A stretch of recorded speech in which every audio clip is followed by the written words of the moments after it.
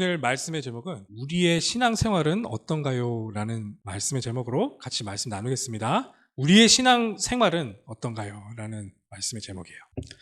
원래 저는 창세기를 계속 읽어가고 있기 때문에 창세기 4장의 뒷부분을 오늘 원래 설교를 하려 했는데 지난주에 저희가 같이 말씀 사경회로 남자팀, 여자팀 이렇게 나눠서 같이 말씀을 나눴었는데 그때 좀 하나님께서 저에게 이 복음에 대해서 우리가 조금 더 풍성하게 그리고 정말 그것에 대해서 우리 교회에 대해서 이 시간표에 조금 계속 깊이 있게 좀 생각해 볼 필요가 있지 않은가?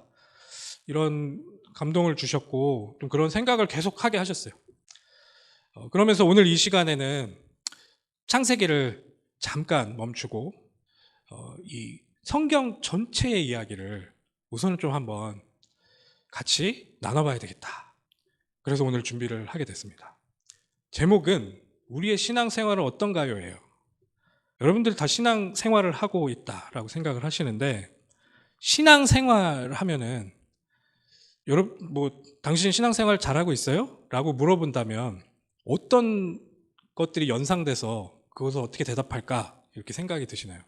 네, 주일날마다 저 교회 잘 가고 있어요. 그것도 제가 성경도 나름 보고 있고 주중에 여러 목사님들 설교도 잘 듣고 있고 제가 기도 생활도 빠짐없이 잘하고 있어요. 이렇게 대답할 것이에요. 맞습니다. 그런 것들이 신앙생활의 일부이긴 한데요. 조금 더 근본적으로 한번 생각해 봤으면 좋겠어요. 신앙생활. 이 말이 뭐냐? 신앙을 가지고 하는 우리의 삶, 생활이라는 뜻이에요. 신앙으로 다음 슬라이드 보여주시면 신앙으로 우리의 삶들을 다른 말로 믿음으로 우리의 삶들을 선택하는 것.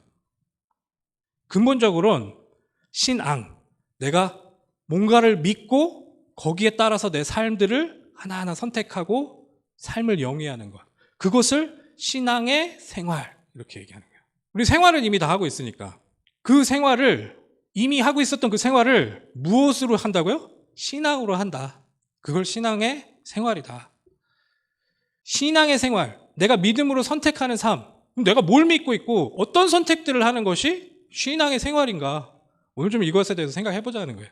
물론 그 신앙의 생활의 결과로 매주 일요일마다 교회를 나옵니다. 근데 그게 본질일까요? 여러분 여기 왜 앉아 계세요? 그냥 나는 크리스찬이고 매주 주일날마다 교회 왔으니까. 아니요, 그것보다 조금 더 깊이 있게 내 여기 오고 있는 목적에 대해서 한번 생각해 보자는 거예요. 나의 신앙에 대해서. 나는 그러면 진짜 과연 뭘 믿고 여기까지 와서 이렇게 힘들게 운전하고 와서 앉아 있는가? 여기 나온다고 밥이 나와요? 떡이 나와요?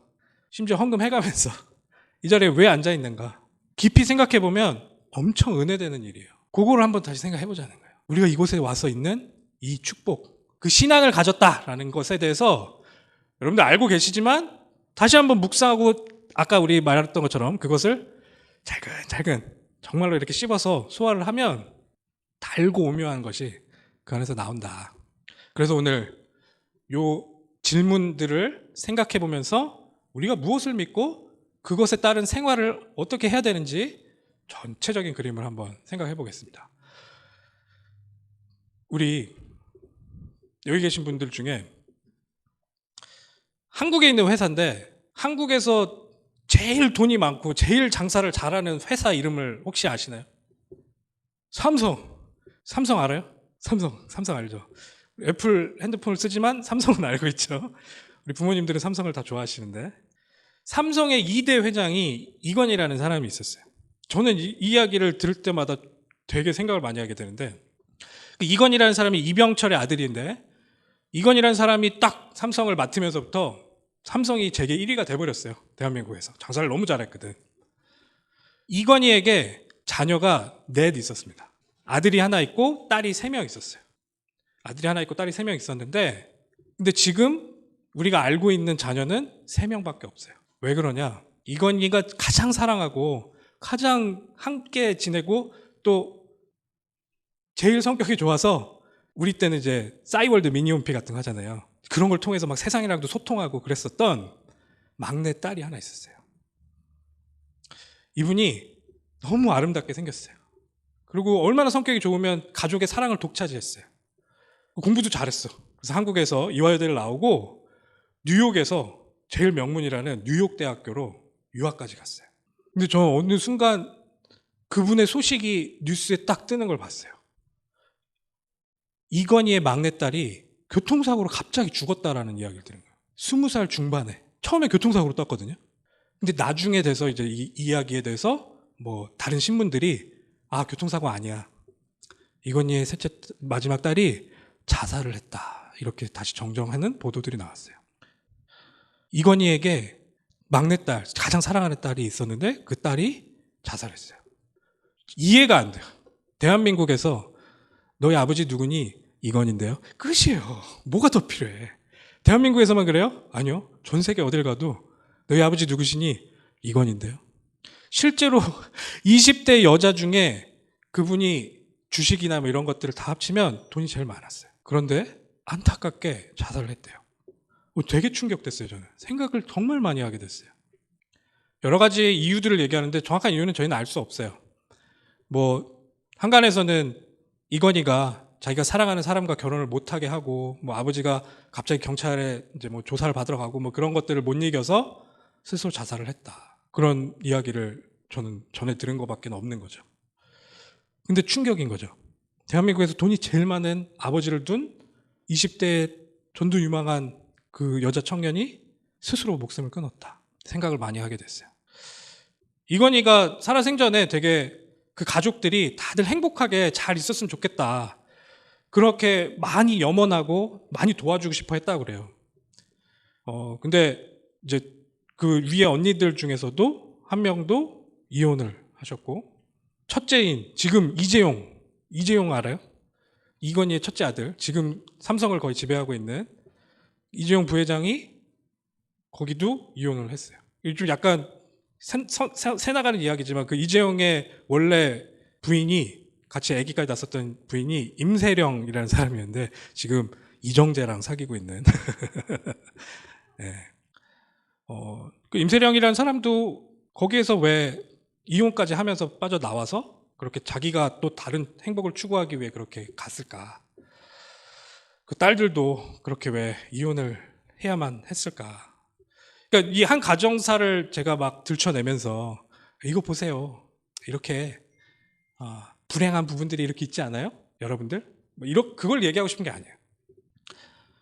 우리 사람이라는 존재는 정말로 뭐 우리가 생각할 때 물질적으로 안전하거나 물질적으로 뭔가 풍요롭거나 아니면 내가 이렇게 뭔가 세큐어하게 뭔가 나의 것들을 이렇게 침해받지 않고 안전하게 지낼 수 있거나 뭐 여러 가지 그런 조건들이 갖춰져도 인간은 그걸로 만족하거나 그걸로 그냥 이거면 됐다라고 끝내는 그런 존재가 아니라는 거예요. 인간이 얼마나 복잡하냐면 제가 요즘 우리 가족들이랑 함께 하면서 제가 너무 사랑하는 우리 가족들이 다 모였어요. 그래서 다 모여서 정말 맛있는 음식을 막 먹고 있어요. 그 맛있는 음식을 먹고 있는 그 순간이 행복하잖아요. 정말 행복하다고 느꼈거든요. 근데 그 행복함을 느끼면서 동시에 불안한 감이 저희 안에 있는 거예요. 이게 이렇게 복잡해. 그냥 그 행복감을 누리면 되는데 그 행복감 안에서도 뭔가 이게 영원할 거다 이런 생각이 아니기 때문에 이것이 한계가 있다라는 걸 아니까 그 안에서도 또 불안한 마음이 올라오는 거예요. 그러니까 인간의 그런 마음들에 대해서 설명하는 여러 가지 이야기들이 있는데 뭐 너무나도 많이 알고 있는 그 인간의 5대 욕구, 5가지 욕구, 매슬로우라는 사람이 이야기하는 거 있거든요. 그 심리학자들이 가장 많이 인용하는 그게 이제 피라미드처럼 돼 있어서 맨 밑에 게 이제 충족되면 다음 거. 그 맨 밑에 거는 생리적 욕구가 충족되면 사람들은 만족해야 한다. 생리적 욕구는 배고프고 내가 뭐 졸리고 정말 잠을 자야 될 때 자야 되고 그리고 그런 성적인 그런 부분 그런 것들이 욕구가 생리적으로 나한테 본능적으로 나타나는 그런 욕구가 충족이 되면 그냥 만족된대요. 근데 거기에서 그 만족을 그것으로 끝으로 생각하지 않고 그 다음 피라미드가 그게 만족이 되면 다시 욕구로 우리들한테 오는 거예요. 그때부터는 이제 안전의 욕구가 생긴대요. 이제 내가 먹고만 하니까 이제 나는 좀 안전했으면 좋겠다. 그게 또 충족이 어느 정도 되면은 또 위에 게 생겨요. 이제 내가 애정을 받고 어디에 소속되는 그런 욕구가 있었으면 좋겠다. 그게 또 좀 어느 정도 충족이 되면 그걸로 만족하자고 또 생겨. 이제 내가 존중받았으면 좋겠다. 사람들로 아니면 관계 안에서. 이 정도면은 그냥 뭐 완벽해질 수 있겠다. 아니에요. 그 이후에 이제 자아 실현을 하고 싶은 그런 욕구가 있다는 거예요. 그러니까 인간은 그냥 내가 먹고 살고 돈이 많고 이런 걸로 만족함을 느끼거나 그걸로 그냥 끝! 나 이것만 있으면 돼! 이럴 수 있는 간단하고 단순한 존재가 아니라는 거예요. 어찌 보면 동물들은 그냥 먹고 자고 할 수 있거나 안전하면 그냥 그렇게 살아요. 근데 우리는 이 뇌가 너무 발달해서 그런지 그걸로 만족을 못 하는 거예요. 그러니까 우리 인간이 얼마나 복잡한 존재고 뭔가 그 욕구를 막 채우기 위해서 얼마나 노력하는지 끝이 없는 그런 욕구가 우리 안에 있다. 약간 그런 생각을 해봤거든요. 저 이번에 더 브로드라는 그 우리 다운타운에 있는 큰 그런 현대 미술관 갔어요. 엘리 브로드라는 사람이 자기 사재를 다 털어가지고 건물 하나에 현대 미술 엄청 비싼 작품들을 쫙 다 전시를 해놨더라고요. 그걸 보면서도 야, 이 사람이 그냥 내가 돈 있고 배부르면 끝이구나 이렇게 생각하는 게 아니고 이런 또 아름다운 걸 또 보면서 뭔가를 또 만족해하고 싶어하고 이걸 또 소유하고 싶어하고 야, 이게 인간이 참 복잡하다. 그리고 하나로 다 통일되지도 않아요. 모든 사람들이 갖고 있는 그런 욕구와 내가 만족한다라고 생각하는 것들이 계속해서 바뀌고 계속해서 뭔가를 추구해야 되는 그런 인간의 모습들을 좀 많이 보게 되고 생각하게 됐어요. 여러분들은 어떠세요? 우리들도 그런 인간이라는 거죠. 제가 중학교 때 저도 모르게 이제 사고 실험 하나를 개발해서 생각을 해봤는데 여러분들도 나중에 한번 해보세요. 동그라미를 하나 그리고 제가 머릿속으로 생각하는 거야. 이거보다 더 크고 멋진 동그라미 하나 다시 그려야 되겠다. 그리고선 그 동그라미를 그려요. 그러면 점점 하면 할수록 더 크고 더 멋진 거, 더 크고 더 멋진 거. 이 동그라미를 점점 그리는데 처음에는 조그만 걸 그렸다가 그거보다 조금 더 큰 걸 그리면서 야, 이게 그래, 큰 동그라미지 라고 생각을 하는데 계속 그리면 그릴수록 그리고 있는 와중에 이게 다음 거보다 비교돼서 너무 작다라는 게 막 느껴지는 게 우리들의 마음이라는 거예요. 그래서 계속 크게 그릴수록 그리는 걸 시작하는데 이미 다음 거를 생각해. 이게 인간의 마음이에요. 만족이 없어요. 그래서 생각을 하다가 그러면 이게 언제 만족되냐? 야, 이게 무한대로 큰 게 있으면 그때서야 만족하겠다. 근데 무한대로 있는 거를 우리가 직접 그리거나 만들 수 있을까? 이게 부족하지 않나? 그리고 그때는 저는 중학생이니까 야, 그러면 잠깐 그리는 거 멈추고 그냥 요게 제일 크다고 생각해야 되겠다. 그 정도? 그 생각을 했었는데 제가 기가 막힌 글귀를 요번에 이제 책을 읽다가 발견을 했는데 C.S. 루이스라는 사람이 그 인간의 마음을 탁 포착해가지고 뭐라고 이야기를 했냐면 이렇게 얘기를 합니다. 피조물이, 우리가 피조물이잖아요. 피조물이 어떤 갈망을 안고 태어났다면 이를 충족시킬 길도 반드시 존재한다라는 거예요. 예를 들면 아기가 태어나자마자 본능적으로 앙앙 울어요. 배고프다고. 왜 배가 고파요? 얘가 음식이 있으니까, 음식이 존재하니까 배고프다고 앙앙 우는 거예요. 오리가 헤엄치고 싶어 하면 물이 있기 때문이에요. 사람이 성욕을 느끼는데 그 성욕을 느끼는 느낌은 왜 그러냐? 섹스라는 게 존재하기 때문이래요. 내 안에 이 세상의 어떤 경험으로도 충족시킬 수 없는 갈망이 있다면, 세상에서 주는 것으로는 어떻게든 채울 수 없는 그 갈망이 있다면 가장 개연성 있게 설명하는 것은 뭐냐? 내가 이 세계 말고 다른 차원의 세계를 위해, 세상을 위해서 지어졌다라고 생각해 보는 건 어떤가? 여기에서 채울 수 있는 것들은 다 채울 수 있는데 우리들의 생각이 저 무한대, 영원, 더 완벽한 것, 가장 완벽한 것, 이런 것들에 대한 갈망이 있다는 것은 실제 그것을 채울 수 있는 것이 존재한다. 근데 그 존재하는 것이 이 세상이 아닌 다른 차원의 것이 있을 수 있기 때문에, 그리고 우리가 그 차원의 것을 위해서 그 차원과 연결되어 있는 존재로서 우리가 여기에 살고 있기 때문에 그걸 우리는 갈망하는 것 아니야? 이렇게 멋지게 설명을 했어요. 우리들 마음 가운데 계속 채워도 채워지지 않는 그 영혼의 허기감이 있거든요. 계속 배가 고픈 그 영혼 가운데 있는 허기감을 결국에는 다른 차원의 이 모든 것들을 뛰어넘는 그 하나님 차원에서만이 공급할 수 있구나라고 이야기를 하는 거예요. 저는 이게 되게 제 머리를 빵 쳤거든요. 와, 그렇지. 그냥 여기에서 내가 모든 걸 그냥 다 비워내고, 아, 그래, 이거는 그냥 내가 만족할 수 없는 거기 때문에 포기해야 되겠다. 처음에 그렇게 생각했거든요. 근데 그것의 끝을 따라가고 하다, 그리고 성경의 그런 설명을 따라가다 보니 우리가 생각하는, 상상할 수 있는 그것을 넘어선 그 만족을 줄 수 있는 세계가 있구나. 그것이 우리들에게 그것을 채워줄 수 있구나. 그런 생각으로 그게 연결이 됐다는 거예요. 하나님이 그런 마음을 그래서 우리들에게 주신 것이구나. 그래서 하나님 형상이라는 게, 하나님은 영이시고 우리도 영적인 존재로 그 하나님 나라의 것들을 공급받을 수 있는 그런 존재로 우리들에게 그것을 심어 놓으신 것이구나. 조금 다른 말로, 요거는 조금 어려운 말이긴 한데 그냥 들어만 보세요. 그 C.S. 루이스가 또 한 말이에요. 당신이 정말 유물론적 우주의 산물이라면, 이거는 그냥 뭐 영적인 세계 뭐 이런 거 없다는 뜻이에요. 그냥 우리가 보이는 이것만 있는 유물론적 우주의 산물이라면 여기가 집처럼 편안하지 않은 이유가 무엇이 있겠습니까? 이렇게 얘기해요. 뭔가 더 갈망하고 뭔가 이 안에서 만족감을 못 얻는다는 뜻이죠. 마치 물고기가 물에 젖는다고 바다에 대해 불평합니까? 물고기는 물 속에서 당연하게 살도록 만들어졌고 그것을 만족해하며 살도록 되어 있어요. 근데 우리는 그냥 눈에 보이는 이 우주 안에서만 만족하지 못하도록 설계됐다는 것은, 이거는 다른 차원을 위해 우리가 만들어졌다는 증거다. 이게 이야기를 하고 있는 거죠. 이게 그래서 첫 번째 질문에 대한 도입인 거예요. 우리가 어디서 왔냐? 결국에 하나님으로부터 우리가 왔구나. 그 하나님으로만 채워질 수 있는 그런 유일한 존재로, 그거를 상상해서 그거를 생각해 볼 수 있는 그런 존재로 하나님이 우리를 이렇게 존재하게 했구나. 이렇게 살 수 있도록 해놓으셨구나. 그런 하나님으로부터만 공급받았을 때 정말 만족함을 누릴 수 있는 그런 유일한 존재로, 우주에서 가장 복잡한 그런 존재로 하나님이 우리를 존재하게 했구나. 이게 성경의 설명이라는 거예요.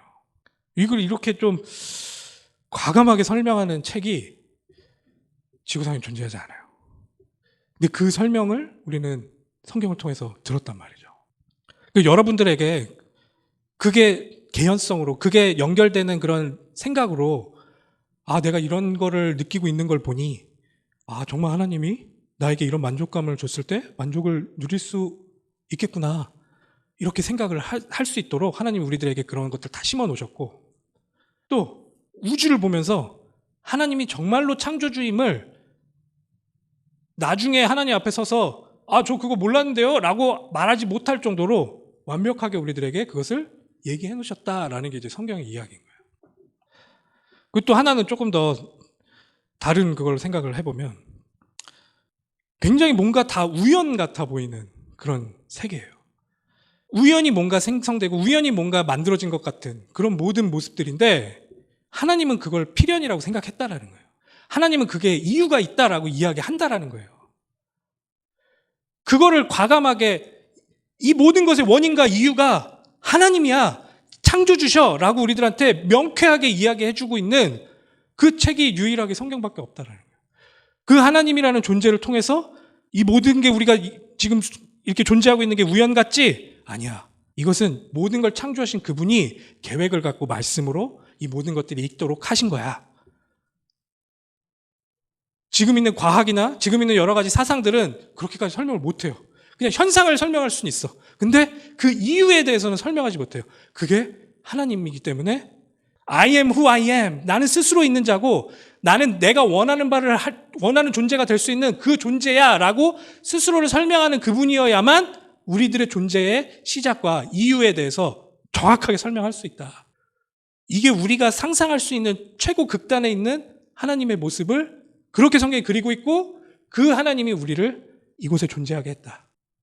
그렇게 말하고 있는 거예요. 그것도 그냥 내가 그냥 장난치다가 뭔가 심심하니까 이렇게 만들었어가 아니고, 하나님으로부터 연결돼서 하나님과 같은 모양으로 하나님에게서 공급받는 모든 것으로 하나님과 함께 그것을 누릴 수 있고, 기뻐할 수 있고, 행복해할 수 있고, 사랑을 누릴 수 있는 그런 존재로 인간만 창조하셨다라고 설명하는 게 성경의 우리들의 본 모습이라는 거예요.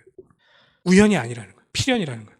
우리 인생은 어때요? 인생도 뭔가 좀 규칙이 있어 보여요. 규칙이 있어 보여서, 만약에 성공하는 규칙, 우리가 돈을 번다 그러면은 요즘 유튜브에서 제일 조회수 많이 나오는 게 가장 빨리 1억 버는 법, 뭐 이런 거 있거든요. 가장 빨리 뭐 성공하는 법, 이런 거. 그런 거 나오면 이 사람들이 나와서 막 기똥차게 이렇게만 하면 당신은 1억, 10억 벌 수 있습니다. 그리고 당신이 이렇게만 하면은 인생 성공할 수 있습니다. 막 이렇게 얘기를 해요. 정말로 그 사람들이 얘기하는 대로 뭔가를 하면 100%다 성공을 하느냐. 근데 우리 인생이 너무나도 많은 우연들이 쥐레밭처럼 깔려 있단 말이에요. 뭐 그것에 대해서 열심히 하려다가 갑자기 내가 몸을 다쳐. 아니면 집안에 무슨 일이 생겨. 내가 생각한 대로 모든 게 착착착착 진행되는 게 우리 인생 가운데는 없단 말이에요. 이게 너무 막 unfair하게 보이기도 하고 이게 뭔가 뒤죽박죽인 것처럼 보일 때가 있어요. 제가 좋아하던 게임 중에 하나가 부루마블이라는 게임이에요. 부루마블이라는 게임이 뭐냐면 여기 모노폴리 게임을 그대로 복사해가지고 한국 버전으로 만든 게 이제 부루마블이라는 게임인데 그건 이제 제가 주사위 던져가지고 다니면서 거기에 있는 그 칸 하나하나를 돈 주고 사는 부동산 하는 그런 게임이에요. 부루마블 게임이라는 게. 근데 그게 첫 번째로는 우리 인생을 그 안에 담고 있는데 첫 번째로는 가장 랜덤한 시스템인 주사위 던지기로 말을 움직이는 게 그 게임의 첫 번째 룰이에요. 우리 인생도 비슷하거든요. 뭔가 주사위를 굴리는 것 같아. 내가 우리 지금 그 정도 돈 있는 부모님 밑에서 태어나고 싶어서 태어난 게 아니란 말이에요. 완전 그냥 랜덤이야. 그냥 뭔가 뽑기 한 것처럼 그렇게 태어났어요. 부루마블이 약간 그래요. 근데 그거를 더 인생처럼 보이게 하기 위해서 뭘 넣어놨냐면 거기에 행운의 카드라는 거를 중간에 한 번씩 뽑도록 만들어요. 행운의 카드가 뭐냐면 갑자기 당신은 병에 걸렸습니다. 은행에다가 10만 불을 내세요. 뭐 이런 행운의 카드 같은 게 중간중간에 뽑히는 거예요. 그리고 어쩔 때는 복권에 당첨되었습니다. 당신은 은행에서 얼마를 받으세요. 뭐 좋은 것도 있고 나쁜 것도 있고 근데 그게 굉장히 랜덤하게 카드를 뽑아서 내가 봤을 때 딱딱 걸리도록 그 게임에 그거를 요소를 넣어놨어요. 이게 뭘 얘기하는 거냐면 우리 인생도 그냥 우리가 예상한 대로 막 착착착착 진행되거나 우리가 생각한 대로 모든 게 다 풀리면 아무 두려움이 없단 말이죠. 근데 우리 인생이 왜 두렵냐? 우리가 왜 이렇게 덜벌벌 떨어야 하느냐? 미래에 대해서. 이게 복잡하거든요. 뒤엉켜 있거든요. 어떤 일이 어떻게 터질지 모르거든요. 그래서 내 스스로 내 인생을 개척해서 살아야 된다라고 하면 불안할 수밖에 없어요. 근데 이게 뒤죽박죽처럼 보이는 거를 성경은 뭐라고 얘기하냐? 그 안에 우리가 판단하거나 우리가 계산할 수 없는 하나님의 필연이 그 안에 숨겨져 있다라고 설명하는 게 성경이라는 거예요. 내가 생각했을 때는 너무 저주 같은 일인데 하나님께서는 그것을 계획을 갖고 우리들의 인생 가운데 심어 놓으셨다. 그 계획과 그 하나님의 필연을 직접적으로 누리고 그것을 통해서 내가 두려움을 벗어날 수 있는 길은 그 하나님을 신뢰하는 길이다라는 게 성경의 설명이라는 거예요. 우연 같은데 하나님 앞에서는 그게 아니라는 거예요. 왜냐? 하나님이 이 모든 걸 세팅하셨기 때문에. 그래서 우리는 어디서 왔냐? 이 하나님으로부터 왔다. 그런 뒤죽박죽 같은 인생 가운데 하나님이 직접 찾아오셔서 내 인생에 터치를 하는 그런 순간들이 오잖아요. 그런 것들을 통하여 우리는 하나님을 더 이해해 가기 시작한단 말이죠. 그게 우리들의 신앙의 생활의 첫 번째 모습이라는 거예요. 인간은 그렇게 하나님을 하나님으로부터 존재할 수 있도록 이렇게 만들어졌다. 우리는 그것을 통해서 우리가 어디서부터 왔는지 생각할 수 있게 되었구나. 이것을 알아차리는 게 내 인생에 굉장히 큰 비밀을 푸는 열쇠구나 라는 것을 성경은 우리들에게 설명하고 있다는 거예요. 근데 하나님은 우리를 그렇게 만드시면서 그 하나님과 계속 그 공급을 받으며 하나님과 그 사랑을 나누며 그 관계를 맺어갈 수 있도록 해놨는데 근데 그 사랑과 그 공급이 더 진짜가 되기 위해서는 자유의지가 있어야 그게 정말 사랑이 될 수 있다라는 것을 하나님은 아세요. 그래서 우리가 그 하나님의 공급을 받는 것을 선택할 수도 있고 그것을 뿌리칠 수 있는 것도 선택할 수 있도록 자유의지라는 걸 우리에게 주셨는데 인간은 그 하나님이라는 존재를 알아보지도 못하고 그 하나님이라는 존재를 시기하며 교만해져서 내가 그 하나님처럼 되겠다라고 선택하는 그 선택을 했기 때문에 그 하나님과 함께하지 못한다라는 설명이 창세기에서 인간의 잘못된 부분의 시작이다라고 이야기하는 거예요. 두 번째 넘어가는 건데 어디에서 잘못됐냐? 결국엔 그 죄 때문에 잘못됐다. 근데 여기서 말하는 죄는 정말로 깊이 있게 보면 그 모든 걸 공급하는 그 하나님을 인정하지 않고 내가 그 자리에 올라가겠다. 그래서 내가 모든 걸 판단하겠다라고 생각하고 교만으로 그 하나님을 죽여버리는 그 하나님을 내 인생 가운데서 없애버리는 그런 잘못을 성경에서는 죄 이렇게 얘기한다는 거예요. 이게 어떤 결과를 낳느냐. 이제부터는 하나님이 나에게 모든 걸 공급하며 하나님을 위해서 사는 그런 존재가 나를 위해서 사는 존재가 돼서 내 옆에 있는 사람들도 나에게는 내 생존을 위한 도구들일 뿐인 그런 존재들로 완전히 바뀌어버린 거예요. 그래서 모든 관계가 그때부터 깨지기 시작했다라는 거잖아요. 내 말만 하고 싶어. 내가 원하는 것만 하고 싶어. 배려하고 사랑하고 이런 게 점점 줄어드는 거예요. 점점 그것이 우리 삶 가운데서 사라질 수밖에 없는 그런 존재로 나를 계속 추구하는 그런 우리들이 하나님 앞에 범죄해서 이제는 더 이상 하나님과 함께 할 수 없는 게 우리 모든 것의 잘못이다. 문제가 됐다. 저는 제가 자녀를 낳으면 그 자녀를 내 모든 것들을 희생해서 사랑할 줄 알았어요. 물론 most of time 그렇게 합니다. 그런데 그 자녀도 저를 섭섭하게 하더라고요. 아기 때부터 계속 섭섭하게 하는 게 있어요. 그러니까 나도 모르게 울컥울컥하고. 이 제가 설교 때 할 수 있는 그런 단어인지는 모르겠는데 저희 큰 이모가 손주를 많이 봐준 거예요. 외할머니가 이제 손주를 막 봐주는데 그 손주가 나중에는 자기가 원하는 거 막 땡깡 피면서 하면서 할머니를 완전히 막 밀어내고 막 할머니에 대해서 안 좋게 얘기하고 막 이러니까 나중에 우리 큰 이모가 우리 가족들한테 야 손주 새끼 개새끼 이러면서 그거 내가 그렇게 아무리 사랑해줘도 결국에는 그렇게 나를 그렇게 무시하고 나에게 상처를 주더라. 어린 영혼이라고 그렇게 뭐 아름답고 천사만 받을까요? 그렇지 못하거든요. 그 인간의 모습이거든요. 내 이기적인 내가 살아남기 위해서 그것을 위해서 그렇게 추구하고 있는 그 모습이 어디서부터 시작됐냐고 설명을 하냐.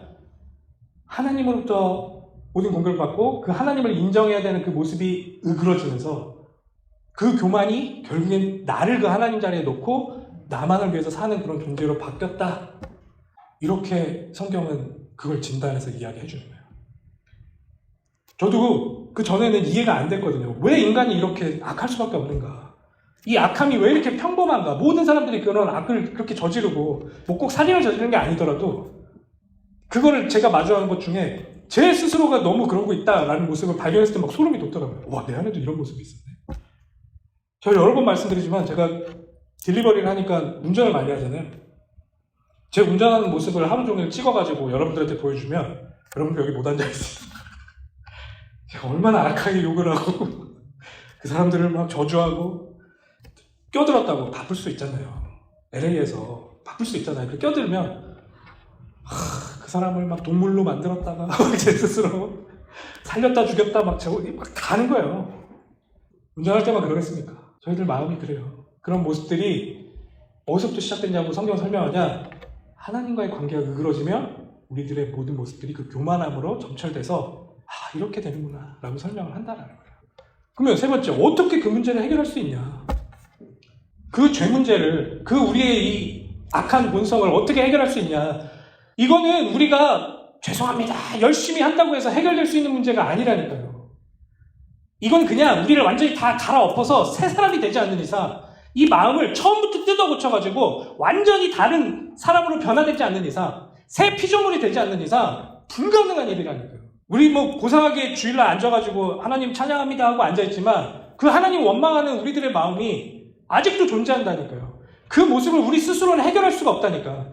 이렇게 앉아서도 내 옆에 있는 그 사람들 욕하고 미워하고 그 사람 정말로 좀 멀리 떠났으면 좋겠다 이렇게 생각하고 그런 우리들의 모습을 우리 스스로가 해결할 수가 없다니까요. 그 죄는 결국에는 우리의 영혼의 죽음으로 몰고 간다. 그게 성경의 약속이었고 그게 우리의 실존이라니까요. 그게 우리의 모습이었다니까요. 그 문제를 우리 스스로가 해결할 수 없다라고 성경이 우리들에게 진단했다니까요.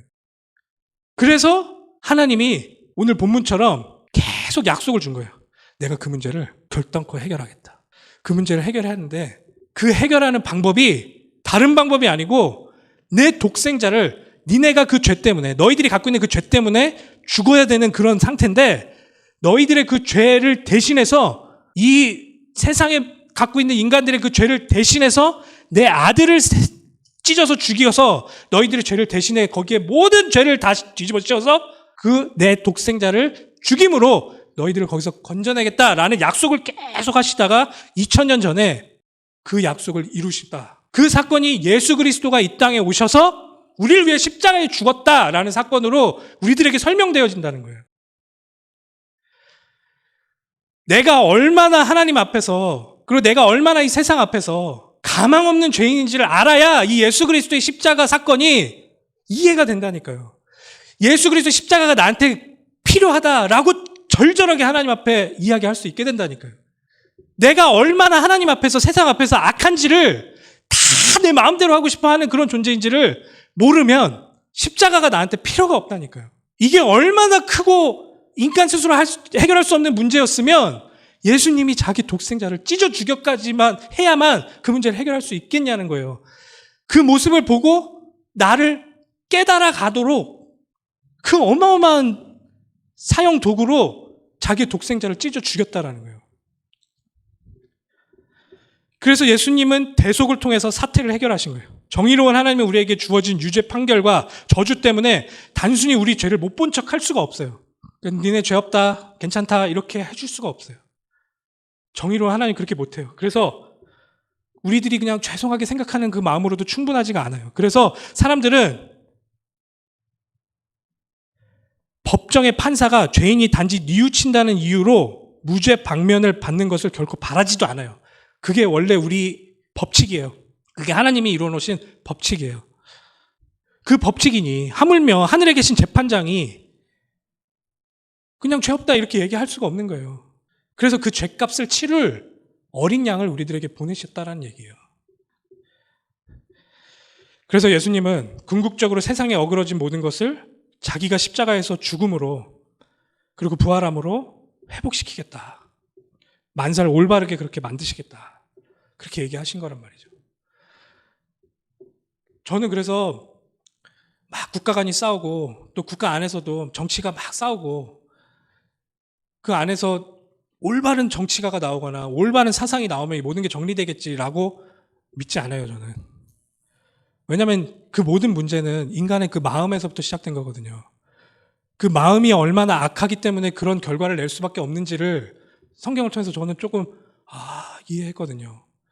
그래서 희망이 그리스도밖에 없기 때문에 저는 제 인생을 걸어서 목사가 되기로 결정을 한 거예요. 이것만 전달을 해야 되겠구나. 이것만 정말 답이구나. 이거 아니면 바뀌지가 않는구나. 그러면서 제 인생을 보니 내 인생도 이거 아니면 안 되겠구나라는 생각이 가면 갈수록 더 절절히 드는 거예요. 그래서 가면 갈수록 더 저는 이 그리스도가 필요하구나라고 고백할 수밖에 없어요. 솔직히 인간적으로 보면 제가 5년 전의 저랑 지금의 저랑 더 사랑하고 더 사람들을 위하고 하는 모습으로 바뀌었다고 얘기할 수는 있어요. 근데 그 바뀜의 정도가 하나님 앞에서 내가 내세울 수 있을 만한 그런 것이 아니에요. 내가 이걸 깨달으면 깨달을수록 내가 얼마나 악한지가, 내가 얼마나 하나님 앞에서 그리고 세상 앞에서 이렇게 형편없는 존재인지를 가면 갈수록 더 깨닫게 돼 있어요. 가면 갈수록 그래서 더 그리스도가 필요하게 돼 있어요. 그래서 4번이 우리들에게 해답이 돼야 된다는 거예요. 나는 어떻게 바르게 되는가? 그래서 믿음이 답이다라고 성경은 얘기하는 거예요. 내가 그런 존재입니다, 하나님. 나 이제 더 이상 하나님을 무시하거나 교만해져서 사람들을 내가 군림하거나 그 위에 군림하거나 내 이기적으로 그렇게 살지 않겠습니다. 그 하나님 앞에서 내가 하나님을 더욱 사랑하겠습니다. 그 마음의 문제를 내 스스로 해결할 수 없다라고 인정하고 그걸 해결하기 위해 예수님이 십자가에 죽었구나라는 걸 내가 받아들이는 그 믿음을 통해서만 이 문제가 해결되는구나. 그 방법 외에는 다른 방법이 없겠구나. 이걸 믿는다라는 이야기는 회개한다라는 이야기와 동일해요. 무슨 말이냐? 갑자기 믿으면 되는 거지. 뭘 믿는다라는 얘기는 우선 뭐가 전제돼야 되냐? 내가 지금 잘못된 길로 가고 있었다라는 걸 내가 깨달아야 되는 거예요. 깨닫는 거에서 끝나는 게 아니고 회개라는 건 잘못된 길에서 이제 제대로 된 길로 걸어가겠다. 잘못된 길에서 제대로 된 길로 걸어가겠다라고 생각하는 게 회개라는 거예요. 되돌린다라는 거예요. 그 회개가 믿음과는 동전의 양면 같은 거예요. 내가 그것 때문에 이렇게 망가지고 있었구나. 하나님, 내가 이제 더 이상 그렇게 안 갈래요. 하나님, 나 도와주세요. 예수 그리스도가 내 마음을 새로운 마음으로, 성령님께서 내 새로운 마음으로 나를 바꿔주세요. 이제 더 이상 나 이 길 안 갈게요. 이 길로 선택할게요. 그게 회개고 그게 하나님을 따라가는 선택이라는 거예요. 그 방법 외에는 바르게 되는 길이 없다라는 것을 인정하는 거예요. 우리가 그렇게 해야 하나님 나라의 백성이 돼요. 하나님 나라라는 게 뭐냐면 이거는 천국, 우리가 죽어서 어디 가는 장소의 개념이 절대 아니에요. 이거는 처음부터 예수님은 통치의 개념으로 설명했어요. 하나님 나라는 하나님이 주권 되셔서, 주인 되셔서 완벽하게 다스리는 그 나라를 하나님의 나라 이렇게 설명을 해요. 그러니까 우리가 죽어서 천국 가는 게 아니고 지금 이 순간에 하나님이 나를 다스리는 것을 하나님 나라의 백성이라고 이야기하는 거예요. 지옥은 뭐냐? 그 하나님의 다스림을 받지 않겠다라고 선택하는 사람들이 그 하나님의 사랑과 은혜가 없는 그곳으로 선택을 해서 가는 것을 지옥이라고 그러는 거예요. 막 불꽃챙이로 막 사람들 막 힘들게 하고 막 그 영혼을 계속해서 톨초하고 이런 게 아니고 그 하나님의 은혜와 사랑을 거부하고 나는 그거 필요 없다라고 내 길을 나는 가련다 하고 선택하는 그 길을 지옥이라고 이야기한다는 거예요. 하나님 마음이 얼마나 안타깝겠어요. 그래서 하나님 나라라는 것은, 천국에 간다라는 것은 지금부터 누릴 수 있는 거예요. 하나님의 통치를 내가 인정할 때부터. 자, 마지막입니다. 거기서 끝나지가 않아요. 그래 내가 그리스도 통해서 이제 하나님 나라 백성이 돼서 이제는 그 길이 아니고 하나님과 사랑을 하며 그 그리스도를 믿는 믿음을 통해 하나님의 공급을 받는 존재가 됐구나. 거기서 끝나는 것이 아니고 이 영혼의 허기를 채우게 된 그런 존재가 됐구나라는 것을 누리는 것까지가 우리들의 복음의 적용이라는 거예요. 이 말은 뭐냐? 믿는다 해서 끝나지가 않고 하나님이 회복하시는 것, 그리고 우리가 마땅히 누려야 될 것을 최고로 누리는 것. 앞서 말한 그 세상에서 주는 그런 안락함, 모든 것들의 사람들로 받는 사랑, 이런 것들에서 누려지는 잠깐의 그런 행복이랑은 비교할 수 없는 하나님이 약속한 영원을 담보로 한 우리에게 주시는 그 행복을 지금부터 맛보고 그것을 기뻐하는 존재로 우리는 이걸 누리는 것까지가 복음의 적용이다라는 것이에요. 위대한 족적을 남긴 우리 신앙의 선배들을 통해서 공통적으로 나타나는 간증은 하나님을 순종할 때 오는 세상이 줄 수 없는 행복에 대한 수레들이라는 거예요. 우리가 하나님에 대한, 하나님께서 모든 것들을 창조하시며 모든 것 다스리고 계시는 가장 선하시고 가장 사랑이 넘치시는 그분이 나를 부르셨을 때 내가 네 하나님, 내가 하나님의 길에 들어서겠습니다 라고 하며 그 하나님의 영혼을 답보로 하는 그 공급을 맛보는 그런 존재가 우리가 되었고, 그걸 맛볼 때 오는 그 행복감은 세상이 줄 수 없는, 세상이 감당치 못하는 그런 행복이다라는 것이죠. 여러분들은 그런 존재입니다. 여러분들은 하나님의 독생자의 피값 주고 산 그 모든 걸 공급받을 하나님 나라의 왕자고 공주다라는 사실을 누리는 것까지가 이 복음의 적용이라는 거예요. 회개하고 그 하나님 나라의 복음을 믿는 우리들이 되기를 다시 한번 기도합니다. 기도하겠습니다.